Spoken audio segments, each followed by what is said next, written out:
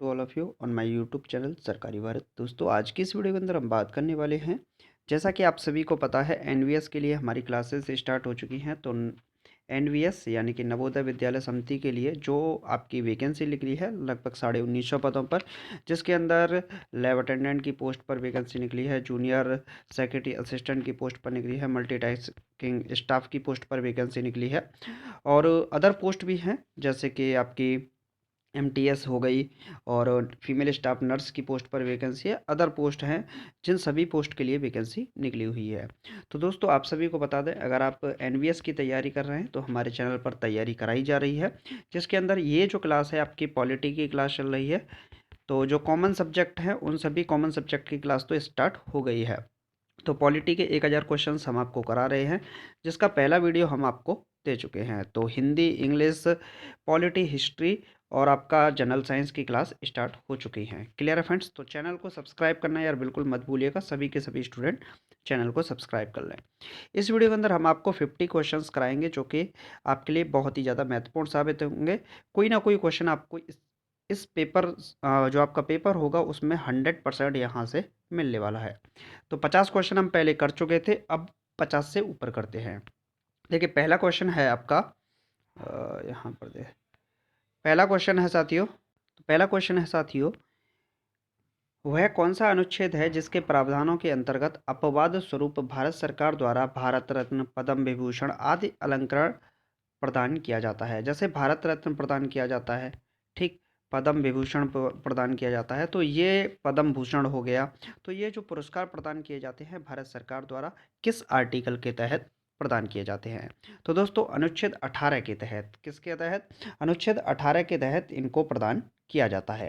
अब प्रश्न बनता है कि अनुच्छेद 18, देखिए अनुच्छेद 18 के अंदर उपाधियों के अंत के बारे में बात की गई है। किसकी? उपाधियों की।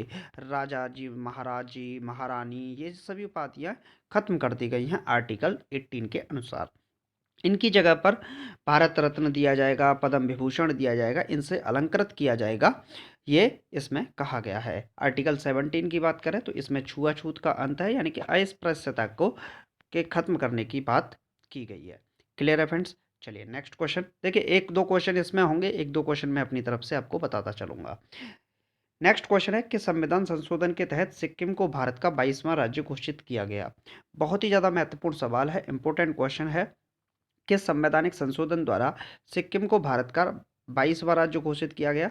तो सबसे पहले तो आप लोग ये समझ लीजिए, ये अपना जो भारत है, भारत अलग देश था और पहले सिक्किम अलग देश हुआ करता। जी हाँ फ्रेंड्स, सिक्किम अलग देश हुआ करता था, सिक्किम भारत के अंदर मिला।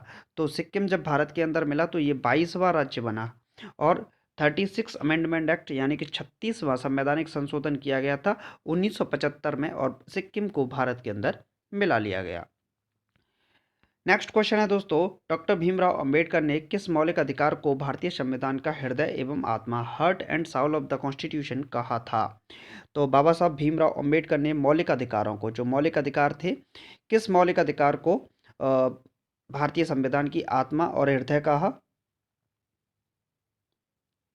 सभी लोग बताएंगे। चलिए मैं आपके लिए क्वेश्चन लिखता हूं, पंचायती राज व्यवस्था से किस समिति का संबंध है? बताइएगा, कोई एक समिति का नाम लिखिएगा। तो इसका सही जवाब हो जाएगा दोस्तों, संवैधानिक उपचारों का अधिकार। बाबा साहब भीमराव अंबेडकर ने मौलिक अधिकारों को भारतीय संविधान का हृदय एवं आत्मा कहा था। किस मौलिक अधिकार को? संवैधानिक उपचारों का अधिकार, जिसके तहत आर्टिकल 32 के अंदर इसके अंदर बात की गई गई है। आर्टिकल 32 के अंदर संवैधानिक उपचारों के अधिकार की बात की गई है और इसमें सुप्रीम कोर्ट रिट जारी करता है। क्या करता है सुप्रीम कोर्ट? रिट जारी करता है। 5 प्रकार की रिट्स सुप्रीम कोर्ट के द्वारा जारी की जाती हैं, जिनमें से हैबियस कॉर्पस, मैंडमस, सेल्टेरी, कोबरेंटो और एक और है, वो भी, ये जो 5 हैं ये सुप्रीम कोर्ट के द्वारा रिट जारी की जाती हैं। तो इनको संवैधानिक उपचारों का अधिकार बाबा साहब भीमराव अंबेडकर ने कहा था। नेक्स्ट क्वेश्चन है साथियों, भारतीय संविधान संविधान सभा में कब अंगीकृत किया गया? महत्वपूर्ण सवाल है। देखिए, भारतीय संविधान को कब लागू किया गया और कब अंगीकृत किया गया, तो दोनों में डिफरेंस है। 26 जनवरी 1950 से पूर्णतः संविधान को लागू कर दिया गया था, जबकि 26 नवंबर 1949 को जो भारतीय संविधान था उसको अंगीकृत किया गया था। नेक्स्ट क्वेश्चन है साथियों, सरकारिया आयोग किस विषय से संबंधित था? सरकारिया आयोग किस विषय से संबंधित था? तो देखिए, इसके बारे में बात की गई है अनुच्छेद 85 के अंदर। किसके अंदर बात की गई है?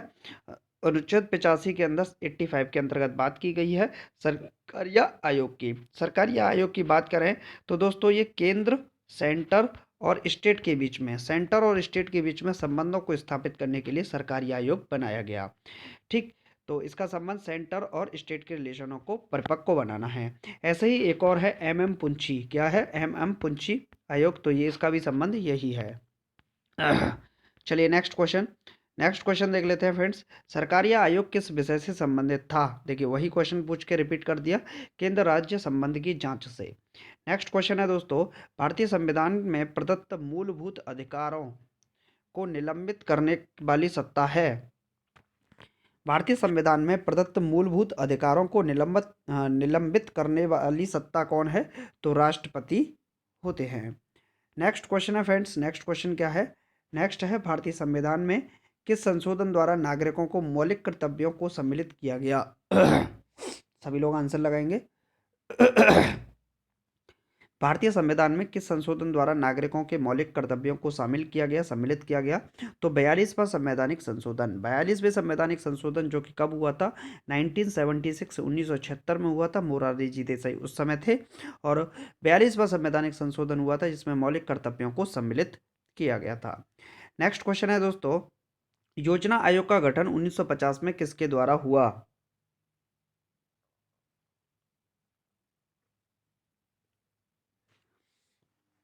तो इसका सही जवाब होगा दोस्तों मंत्रिमंडल के द्वारा। मंत्रिमंडल के निर्णय के द्वारा योजना आयोग का गठन 1950 में हुआ था।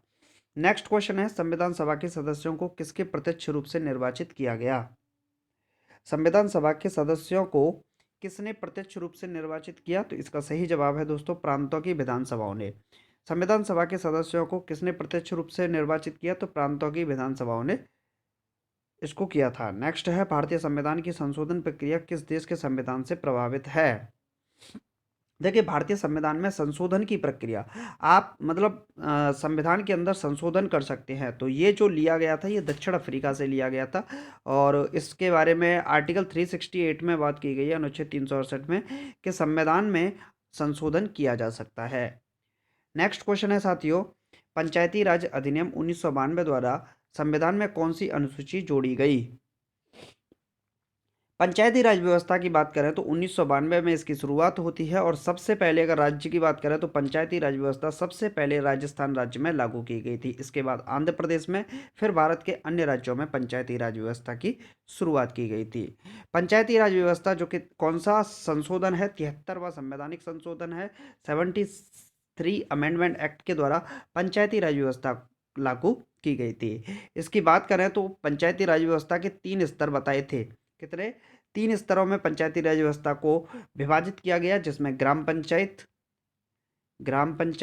जिसमें प्रधान या सरपंच होता है, दूसरी होती है आपकी जनपद पंचायत और तीसरी होती है जिला पंचायत। तो दूसरे नंबर पर वैसे जिला पंचायत आती है और तीसरे नंबर पर आती है आपकी जनपद पंचायत। क्लियर है? तो त्रिस्तरीय पंचायती राज व्यवस्था की शुरुआत की गई थी। क्लियर है फ्रेंड्स? अब इसको किस में जोड़ा गया था? तो 11वीं अनुसूची इसके लिए बनाई गई थी। 11वीं अनुसूची में पंचायती राज व्यवस्था को शामिल किया गया था 1992 में। राजीव गांधी उस समय भारत के प्रधानमंत्री थे। क्लियर है फ्रेंड्स? तो ये बात आपको समझ में आ गई होगी।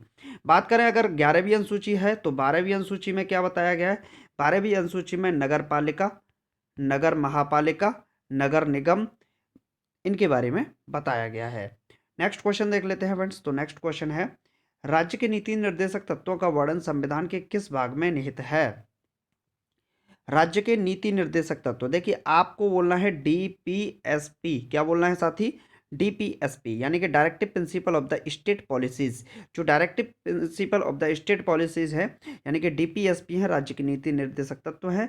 इसके बारे में संविधान के भाग 4 में बोला गया है।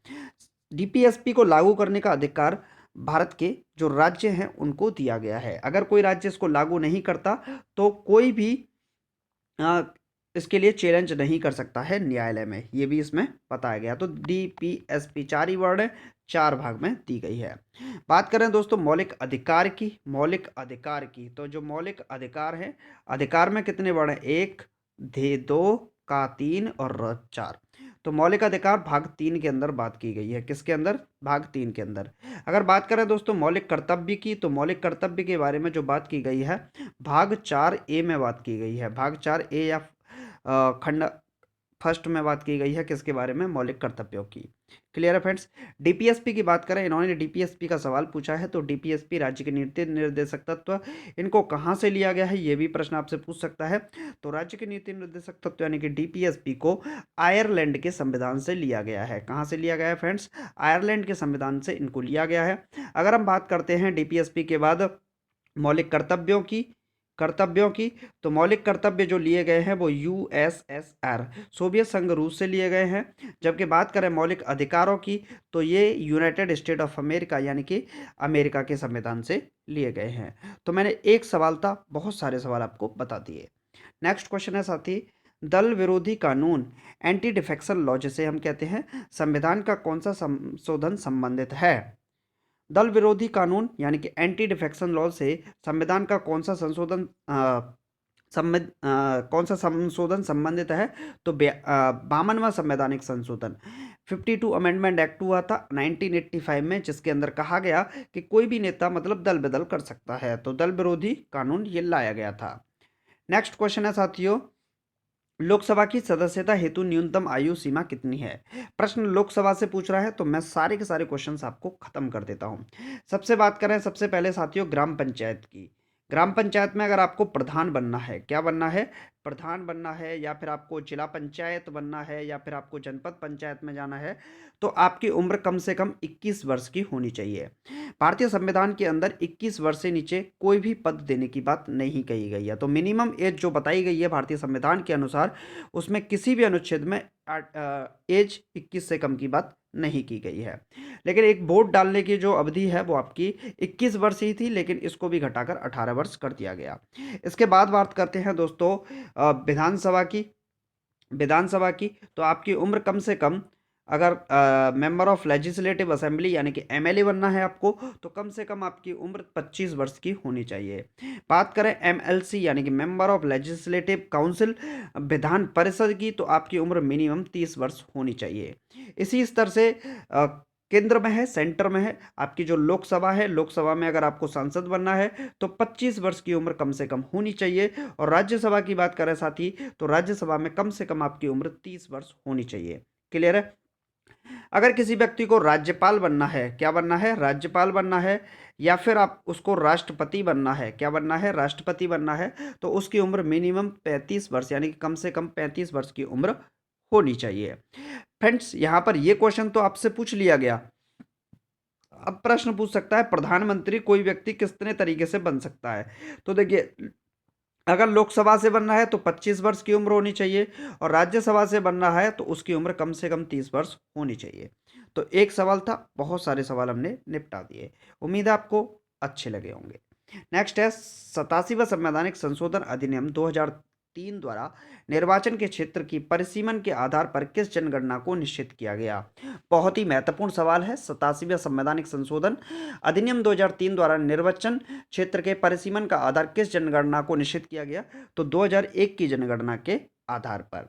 बात करें, देखिए सांसद की बात करें तो लगभग 10 लाख लोगों के ऊपर एक सांसद होता है, और विधायक की बात करें 3, 3.5 या 4.5 लाख के करीब एक विधायक यहाँ पर बन जाता है। नेक्स्ट क्वेश्चन है साथियों, मूल अधिकार एवं राज्य नीति निर्देशक तत्वों में क्या अंतर है? देखिए, ये बहुत ही ज़्यादा महत्वपूर्ण सवाल है। मूल अधिकार और राज्य के नीति निर्देशक तत्व, तो मूल अधिकार वाद योग्य हैं, यानी कि अधिकारवाद योग्य हैं, यानी कि अगर मूल अधिकारों के साथ कोई छेड़खानी होती है तो आप न्यायालय में जा सकते हैं, ये आपके पास अधिकार है। नीति निर्देशक तत्व, जबकि नीति निर्देशक तत्व में अधिकारवाद योग्य नहीं है, यानी कि अगर कोई भी राज्य नीति निर्देशक तत्वों को लागू नहीं करता है तो कोई भी व्यक्ति न्यायालय में चैलेंज नहीं कर सकता है। क्लियर? ये इसमें बताया गया है। नेक्स्ट क्वेश्चन है फ्रेंड्स, तो आपको समझ में आ रहा होगा वैसे बहुत कुछ। भारतीय संविधान के अनुसार राजनीतिक शक्ति का आधार है, तो भारतीय संविधान के अनुसार बात करें तो राजनीतिक शक्ति का आधार कौन है, सबसे ज़्यादा हाई पावर किसके पास होती है भारतीय संविधान में, तो भारत की जनता के पास। किसी भी सरकार को बदल सकती है, किसी भी सरकार को ला सकती है, यानी कि पूर्णतः जो अधिकार होता है राजनीतिक शक्ति का अधिकार, वो भारतीय जनता को ही दिया गया है, मतलब भारत की जनता को। क्लियर है। नेक्स्ट है मिनी कॉन्स्टिट्यूशन किसे कहा जाता है। बहुत ही ज़्यादा ज़बरदस्त सवाल आपसे पूछा गया है फ्रेंड्स, लगा लीजिए 5-7 स्टार लगा लीजिएगा इस पर। मिनी कॉन्स्टिट्यूशन, छोटा संविधान किसे कहते हैं, तो 42वां संवैधानिक संशोधन जो कि 1976 में हुआ था मोरारजी जी देसाई के समय पर। तो ये भारतीय 42वां संवैधानिक संशोधन था जिसको मिनी कॉन्स्टिट्यूशन के नाम से जाना जा सकता है। इसमें बहुत सारे मतलब संशोधन किए गए थे, इस वजह से इसको मिनी कॉन्स्टिट्यूशन भी कह सकते हैं। नेक्स्ट है भारतीय संविधान किस प्रकार की नागरिकता प्रदान करता है। भारतीय संविधान किस प्रकार की नागरिकता प्रदान करता है, तो प्रश्न आपसे पूछ सकता है। तो बात करें दोस्तों भारतीय संविधान की नागरिकता के बारे में, तो भारतीय संविधान एकल नागरिकता प्रदान करता है। कैसी, एज अ सिंगल सिटीजनशिप, यानी कि ओनली एकल नागरिकता प्रदान करता है कौन, भारतीय संविधान। बात करें ये संविधान में नागरिकता कहाँ से ली गई थी, तो ये ली गई थी ब्रिटेन के संविधान से। कहाँ से ली गई थी दोस्तों, ब्रिटेन के संविधान से ली गई थी। नेक्स्ट क्वेश्चन है फ्रेंड्स, किस संविधान संशोधन में संविधान की प्रस्तावना में संशोधन किया गया। किस संविधान संशोधन में संविधान की प्रस्तावना में संशोधन किया गया, तो 42वें संवैधानिक संशोधन में 1976 में संशोधन किया गया था, जिसके अंदर बात करें समाजवाद, अखंडता और पंथनिरपेक्ष, धर्मनिरपेक्ष, इन शब्दों को जोड़ा गया था। तो धर्मनिरपेक्ष इसमें जोड़ा गया था। नेक्स्ट क्वेश्चन है फ्रेंड्स, संविधान सभा के स्थायी अध्यक्ष थे। बात करें संविधान सभा के अस्थायी अध्यक्ष, देखिए 9 दिसंबर 1946 को 1946 को डॉक्टर सच्चिदानंद सिन्हा को भारतीय संविधान सभा का अस्थायी सदस्य चुना गया। इसके 2 दिन बाद ही 11 दिसंबर 1946 को 1946 को संविधान सभा का स्थायी अध्यक्ष डॉक्टर राजेंद्र प्रसाद को चुना गया। किसको चुना गया, डॉक्टर राजेंद्र प्रसाद को।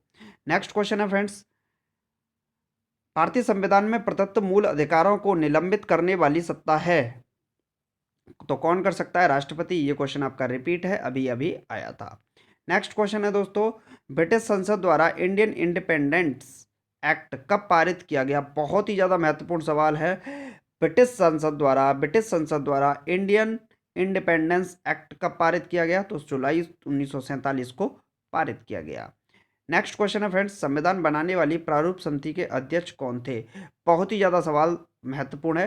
देखिए जब संविधान सभा बनाई गई थी तो संविधान निर्माण के लिए अलग से समिति बनाई गई, अन्य कारणों के लिए अलग से समिति, तो कुल मिलाकर संविधान के लिए 13 समितियों की निर्माण किया गया था, जिसमें से एक समिति थी ड्राफ्टिंग कमेटी, जिसे प्रारूप समिति के नाम से जाना जाता है। इस प्रारूप समिति के अंदर कुल मिलाकर 7 सदस्यों की संख्या थी और संवैधानिक जो सलाहकार इसमें रखे गए थे वो रखे गए थे आपके BN राव। कौन रखे गए थे दोस्तों, VN राव को इसमें संवैधानिक सलाहकार रखा गया था।